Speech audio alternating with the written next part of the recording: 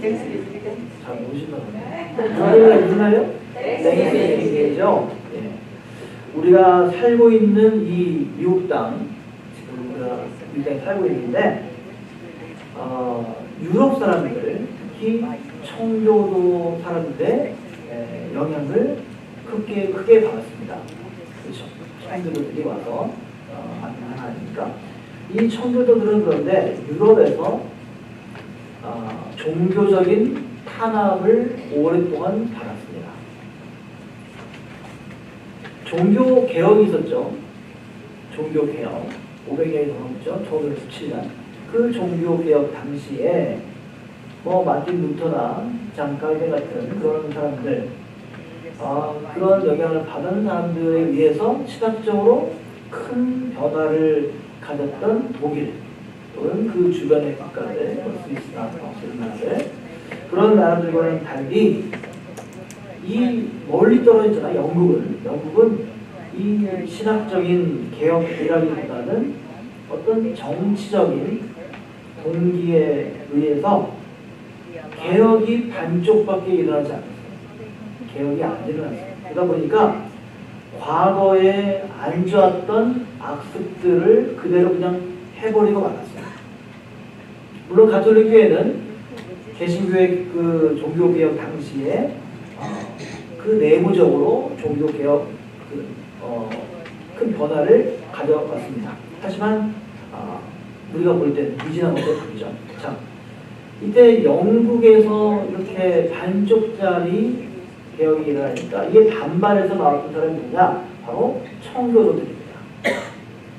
자, 그들은 이 개혁에 부정적이었던 영국 황실에 대해서 저항을 했습니다.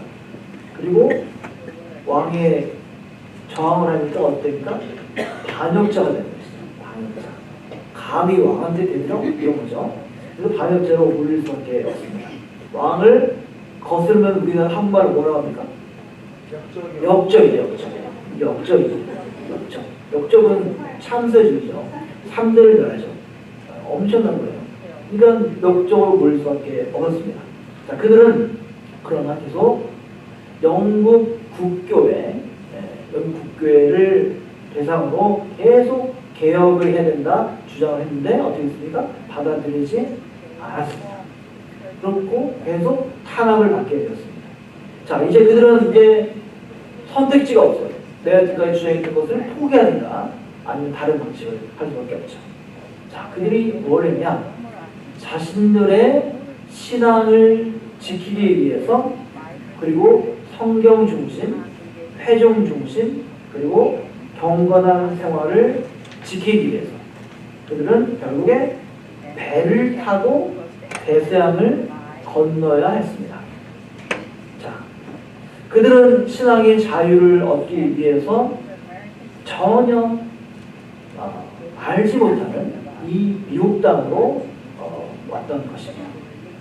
그 옛날에. 자, 지금으로부터 400년 전입니다. 대략 400년 전 1620년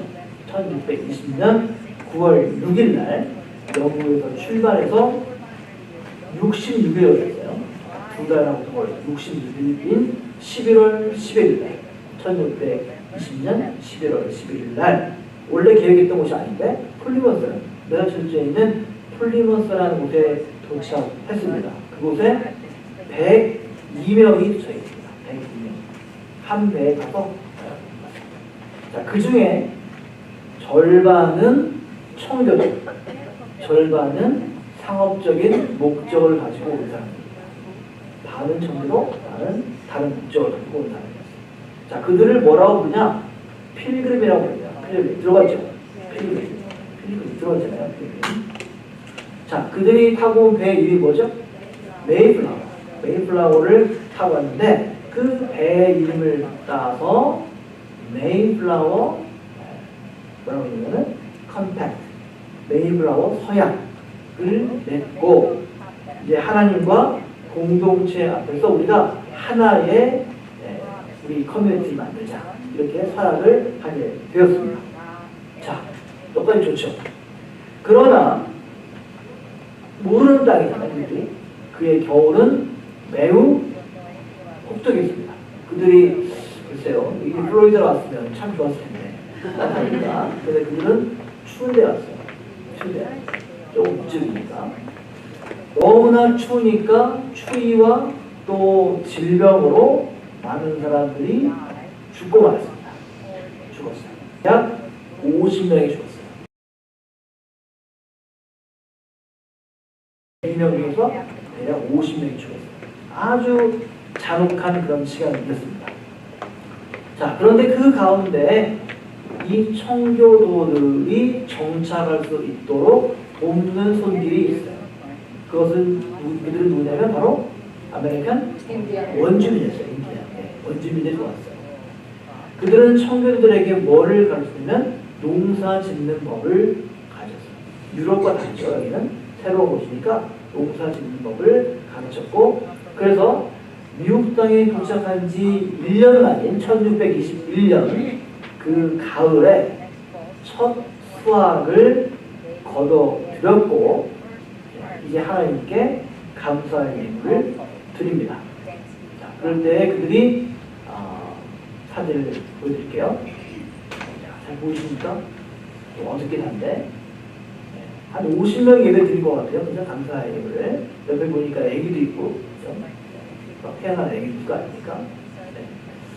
자, 이 예배가 바로 추수감사절, 우리가 드리고 있는 추수감사절의 뿔입니다. 우리의 뿔이에요. 자, 여러분 다 아시다시피 이 청교도들의 첫 감사 예배는 그야말로 고난 속에서의 감사였습니다. 그림을 보시면 몇 명이 안 되잖아요. 근데 그 그림으로 보면은 오른쪽 좀 옆에 보면은 인디안들이 안 되죠. 보이세요? 인디안들? 네, 인디안들을 있는데 역사적으로 남았어요. 다. 편지를 써가지고 영국을 보내기 때문에 어떤 상황인지를 다 설명했어요. 그래서 굉장히 치밀해요. 근데 그때 대략 인디언들 90명이 왔어요. 90명이 함께 이 사람 뭐 하나 보는 거지. 우리 감사를 드릴 때 90명의 인디언들이 이 사람 뭐 하나 했어요. 자, 뭐라고 했습니까? 102명이 와서 50명이 죽었어요. 그러니까 뭡니까? 죽고 남은 자들의 감사 예배입니다. 신앙의 자유를 찾아 떠났던 102명의 필그림 중에서 50명이 남자였고 19명 정도가 여자, 그리고 33명이 어린이였습니다. 그 중에 50명이 죽었으니까 때로는 우리 어린 아이가 죽었을 거예요. 또는 그 추위와 질병으로 인해서 아빠가, 엄마가 죽었을 것입니다. 그런 가운데에 그 50명 살아남은 사람들이 하나님께 감사 예배를 드린 것입니다. 그러니 첫 수확의 열매를 하나님께 드리는 그들의 그 감사 예배가 어찌 무슨 말이 있었겠습니까? 불과 1년 만에 그렇게 많이 죽었는데, 여러분 가정에서 남편이 돌아가시고 또 엄마가 돌아가시고 아이가 죽었는데 하나님께 가정 예배를 드리는데 웃으면서 할 수 있다는 거죠. 눈물 나는 것이죠. 눈물 나는 것이죠. 추위와 배고픔, 질병으로 죽은 사람들을 떠올리면서 하나님께 감사 예배를 드렸지만, 자, 그 감사 예배지만은 눈물의 예배일 것이고 또 눈물을 삼키는 그런 예배였을 것입니다. 그들의 감사 속에 감춰진 아픔을 우리는 400년 지난 오늘 잊지 말아야 할 것입니다.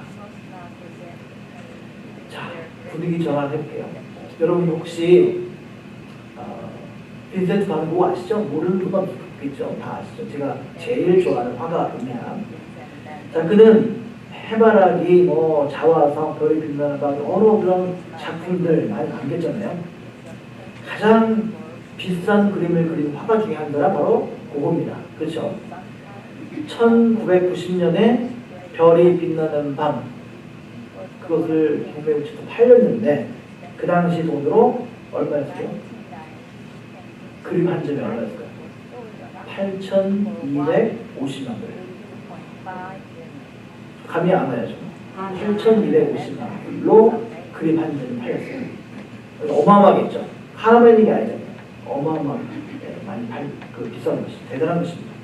자, 그런데 저는 그의 여러 가지 그림들 중에 그렇게 유명하지 않은 한 그림을 좋아합니다. 이 그림에 대해서 제가 설교를 몇 번 했었는데 바로 뭐냐면 씨 뿌리는 사람, 씨 뿌리는 사람의 그림을 저는 좋아합니다.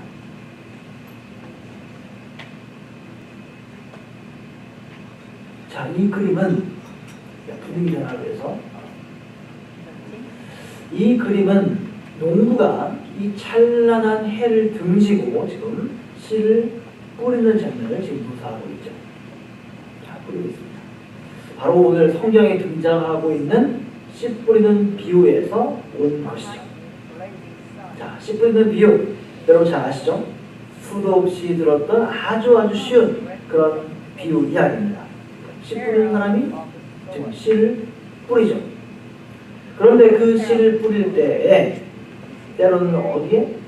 길가에, 돌짝밭에, 또는 가시 떨기에 씨가 떨어져서 제대로 살지 못하지만 또는 어느 땅에 좋은 땅, 옥토에 떨어져서 많은 결실을 맺곤 하죠. 자, 씨 뿌리는 사람의 비유는 우리 어린이 주일학교 아니면 매우 인기 있는 모르는 아이가 없어요. 아까 보니까 와, 뭐 대단하더라고요. 아이들 다 알고 있어요. 그 조그만 머리에 다 들어갈까 싶을 정도로 뭐 다 알고 있더라고요. 그러니까 자, 우리의 지금 심령은 이 길가나 돌밭이나 가시 덤불이 아닌 바로 좋은 땅, 옥토가 되어서 많은 열매를 맺어야 되겠죠. 그런데 이 비유에 예수님께서 하신 이 비유의 핵심은 길가나 돌밭이나 가시 떨기 그리고 옥토를 서로 비교하면서 야, 나는 이제 옥토가 되어야 되겠다. 옥토가 되어야 되겠다. 그런 결단에 있는 것이 아니다 것입니다. 그 말을 하려고 한 게 아니에요. 물론 우리 모두는 좋은 땅이 되어서 풍성한 열매를 맺어야 될 것입니다. 하지만 그렇게 내 심령이 옥토가 되어서 많은 열매를 맺어야겠다. 그러한 것으로 해석하는 것은 예수님이 하신 말씀의 극히 일부만을 보는 것입니다. 제대로 보려면 비유의 전부를 보려면 더 큰 그림을 보려면 다른 방법으로 가야 됩니다. 그것은 무엇이냐? 바로 저 그림에 보면 씨 뿌리는 사람의 무엇을 보냐? 손을 봐야 됩니다. 씨 뿌리는 사람의 손. 농부의 손을 봐야 되는 것입니다. 자, 누가 지금 씨를 뿌리고 있죠? 네, 농부가 씨를 뿌리죠? 농부가 누굽니까? 농부. 예수님이죠. 예수님이 농부죠. 비유의 핵심인 겁니다. 농부가 바로 예수님이죠. 복음의 씨앗을 뿌리는 그 농부, 그 예수님입니다. 농부이신 예수님은 지금 하나님 나라의 비밀이 담겨있는, 진리가 담겨있는 그 씨앗을 지금 뿌리고 계십니다. 그것을 고우가 그림으로 그려낸 것입니다. 자, 농사 지어 보신 분들, 또 가드닝 하신 분들 잘 아시겠죠? 씨 뿌리는 거 굉장히 어렵습니다. 쉬운 거 아니더라고요. 저도 몇 년 동안 가드닝 해봤어요. 가드닝 꽤 해봤어요. 그런데 참 어렵죠.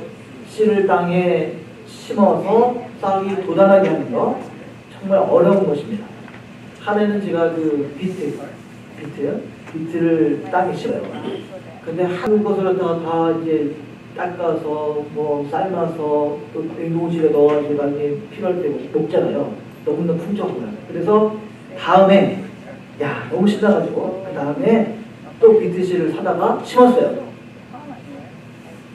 하나가 안 나요.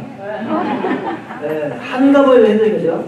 그럼 몇 개는 나야죠, 몇 개는. 그런데 단 한 개가 안 나요. 이게 무슨 일일까 싶어요. 지금도 모르겠어요. 왜 그랬는지. 단 한 개가 안 나요.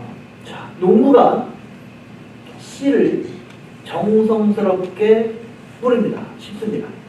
때로는 그 씨가 길가에 떨어지게 되어서 새들이 먹어버리죠. 자, 고의 그림을 보십시오. 좀 더 잘 보면, 확대해서 보면 알 수 있는데, 이 씨 뿌리는 사람의 그림을, 더 소열을 보면은, 새가 있어요, 새가. 까맣게 새가 있죠. 새가 날아다니면서 씨를 먹고 있습니다. 그 장면이 나와요. 보시면. 보이죠? 왼쪽에 새 있지 않아요? 까맣게. 자, 또 어떻습니까? 이 씨가 돌짝밭에 떨어지게 되면, 흙이 얕으니까 뿌리를 못 내려요. 그리고 어떻게 됩니까? 말라버리죠. 죽죠. 네, 그런 것입니다. 또 때로는 가시떨기에 떨어져서 기운이 막히게 되면 결실을 못하게 되죠. 그늘지니까 잘 수가 없어요. 자, 씨를 뿌리는 것은 바로 그런 것입니다. 씨를 뿌리는 것은 바로 그런 것입니다. 그래서 우리 특히 어린 친구들 또는 신앙의 초신자분들한테 신앙을 가르칠 때 이 가르기, 농사 짓는 거 굉장히 좋습니다. 그걸 통해서 어른이 되고 인내를 배우고 성경을 배우면 됩니다. 되게 좋은 것 같아요. 자, 농사 지을 때 씨를 뿌리는 거, 사실 농사 짓는 거 보니까 땀도 나겠지만 사실은 눈물 나는 거예요. 비트가 하나도 안 났어요. 많이 울었어요. 이거 뭐지? 자, 예수님께서 씨 뿌리는 비유를 이렇게 말씀을 하시니까 나중에 함께한 사람들이 예수님 대체 뭔 말입니까? 물어보지 않겠습니까? 자, 그래서 물어봤어요. 그랬더니 오늘 말씀 후반부 11절 이하에 보니까 그 뜻을 주님께서 풀어주셨어요. 씨를 뿌리는 것은 말씀을 뿌리는 것인데 씨를 뿌리는 것은 말씀을 뿌리는 것이다. 그런데 자, 말씀이 길가에 뿌리는 것은 무슨 뜻입니까? 물었어요. 그러니까 자, 말씀을 들었으나 곧 사단이 와서 뿌리는 말씀을 빼앗는 것이다. 빼앗아간 것이다. 이렇게 말씀께서 말씀하십니다. 자, 길가에 부러진 씨앗의 신세와 똑같은 것이죠. 똑같습니다. 뿌리를 내리기도 전에 말씀을 잊어버리는 거죠. 잊어버립니다. 자, 돌밭에 뿌린다.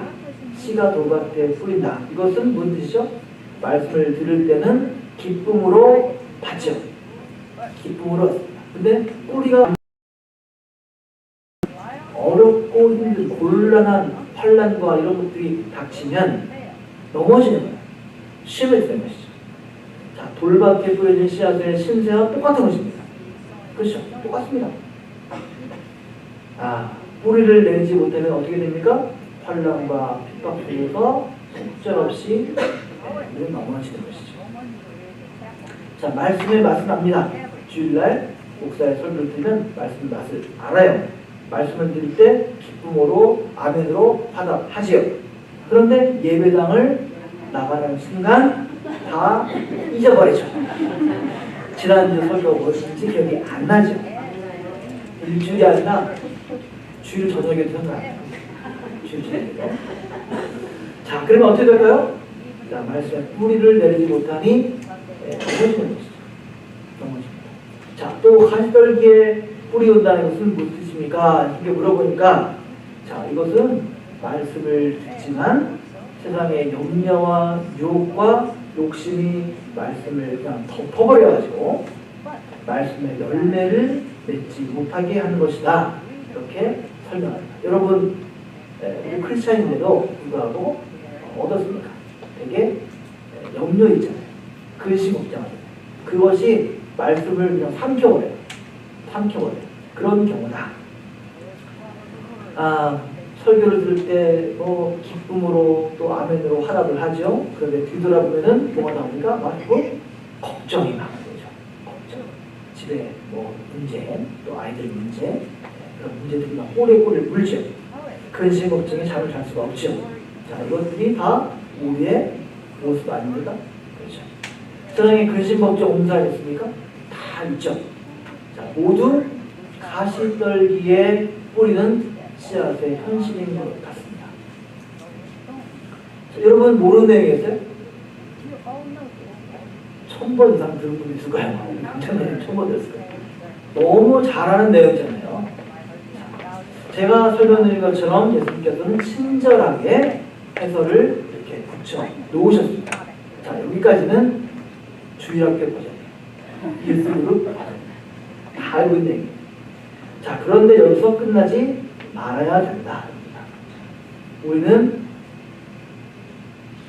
다 길가와 같아서, 돌짝밭과 같아서, 가시떨기와 같아서 말씀의 씨앗이 떨어질 때 말라버리고 넘어져버리고 결실을 맺지 못할 때가 너무나 많습니다. 팩트를 말씀드린 거예요. 누구나. 그게 우리 현실입니다. 여러분 안 그렇습니까? 나는 안 그래요. 나는 옥토입니다. 그런가요? 자, 그러니 이제부터는 우리는 나는 옥토가 되겠다. 막 이를 막 물면서 나는 옥토가 되겠다. 그렇게 생각을 하십니까? 30배, 60배, 100배 결실 맺는 사람이 되자는 그런 결심을 여러분 해야 됩니까?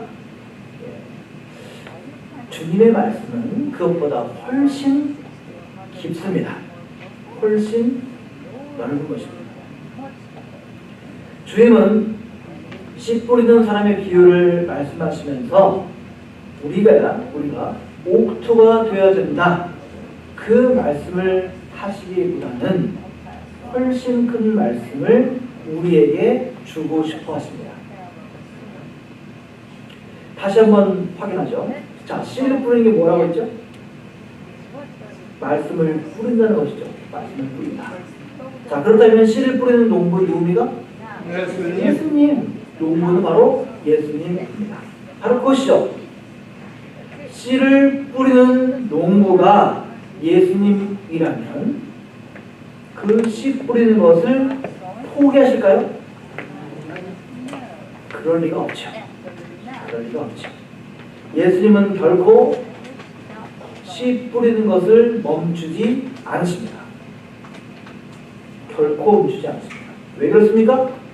주님은 우리를 포기하지 않기 때문입니다. 포기하지 않습니다. 주님은 땅을 탓하지 않습니다.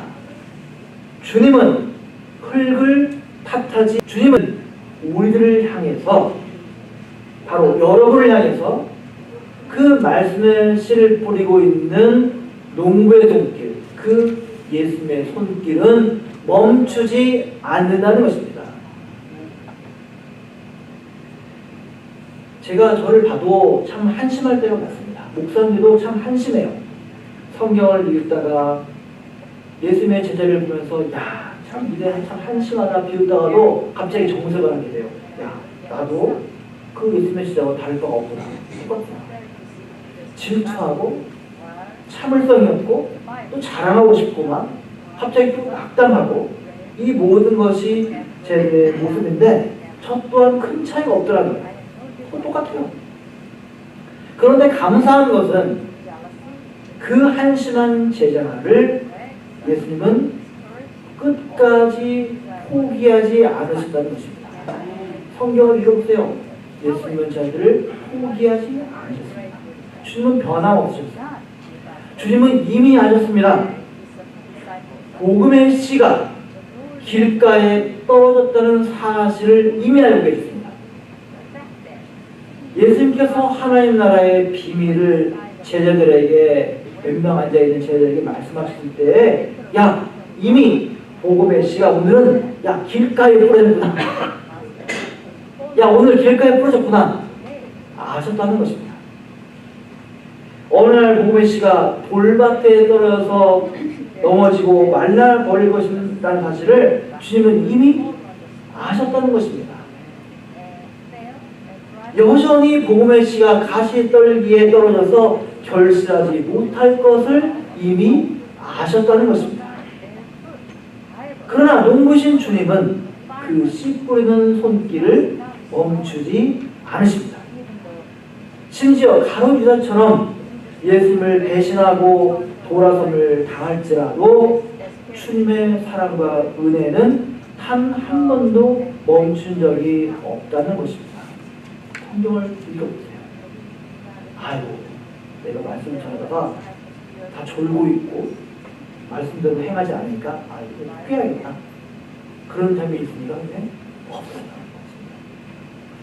여러분 기억하시죠? 예수님의 십자가 고난 앞에 쟤들이 어떻습니까? 다 도망갔습니다. 다 도망갔습니다. 다. 그러나 다 포기하고 있었던 그들은 디베랴 바닷가에서 부활하신 예수님을 만났습니다. 그들이 예수님을 만나러 간 게 아니에요. 그들이 간 곳에 예수님께서 가신 겁니다. 아직 아침에 그 식탁에 생선, 토막을 물끄러미 주시는 그 예수님의 손을 쟤들은 봤습니다. 감히 도망치고 배신했으니 주님의 얼굴을 들어서 볼 수가 없습니다. 고개를 못 들어요. 주님의 손만 볼 뿐입니다. 그런데 주님은 아무것도 묻지 않으시고 식사를 같이 하시죠. 그 주님의 손을 보면서 나는 주님을 배신하고 도망쳐버렸지만 주님은 나를 포기하지 않으십니다. 주님은 나를 포기하지 않으십니다. 그렇게 깨닫게 됩니다. 그리고 저희들은 그 디베랴 바닷가에서의 아침 식사를 한 이후에 죽을 때까지 예수님의 그 사랑과 은혜를 잊지를 못합니다. 잊지를 못해요. 자, 이제 예수님의 뒤를 이어서 이 제자들은 뭘 합니까? 복음의 씨앗을 이 세상이라는 밭에 심으려 할 때 그들은 그들 앞에 누워있는 길가와 돌밭과 가시떨기를 또다시 만나게 됩니다. 만나게 돼요. 그리고 그곳에 하늘나라의 씨를 심으려 할 때에 쟤들 어떻게 했습니까? 씨를 심는 사람이 굶주리게 되고 씨를 심는 사람이 목마르게 되고 씨를 심는 사람이 헐벗고 때림을 당하는 것을 알게 되었습니다. 씨를 뿌린다고 칭찬받지 않아요. 목사는 설교 잘한다 뭐 한다면 칭찬받고 야 목사님 좋아하지만은 예수님 제들은 씨를 뿌릴 때 굶주렸습니다. 헐벗었습니다. 매맞았습니다. 주님께서 당하셨던 고난을 그들도 당할 것을 알고 있었습니다. 자, 뭐가 달라졌습니까? 그들의 마음 한복판에는 지금 참된 평안과 기쁨이 있었습니다.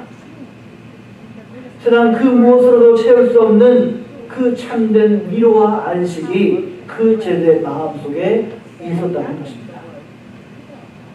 복음을 전하다가 핍박받고 내침을 당했지만 주님께서 늘 나와 동행하심을 믿었기 때문에 눈물로 복음의 씨를 심을 수 있었던 것입니다. 주님처럼 나도 나의 십자가를 짊어지고 주님의 뒤를 따를 수가 있었던 것입니다. 그래서 그들은 순교의 자리까지 갔던 것입니다. 여러분 400년 전 청교도들은 다 죽고 100명 중에 반이 죽고 반밖에 남지 않는 그 형제자매들과 함께 하나님께 감사의 제단을 이렇게 쌓았습니다. 그야말로 눈물을 삼키는 그런 감사의 제단이었습니다. 다 썩어져 버린 그 종교의 탄압을 피해서 참 신앙, 순수한 신앙을 지키기 위해 그들은 절규했던 것입니다.